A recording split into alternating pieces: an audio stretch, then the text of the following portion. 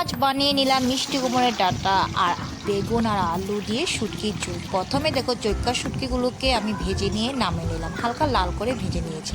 তারপর লম্বা লম্বা করে কেটে রাখা আলুগুলোকেও ভেজে নিয়ে নামিয়ে নিলাম।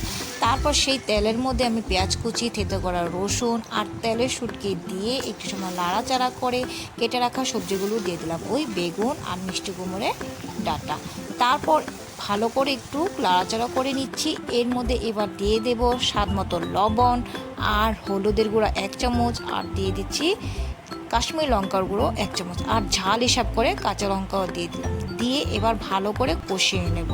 একটু মশলাগুলো ভালো করে মিশিয়ে নেওয়ার পর এবার ঢাকা দিয়ে প্রায় 2 মিনিটের মতন লো স্টিমে আমি মশলাটা ভালো করে কষিয়ে নিয়েছি।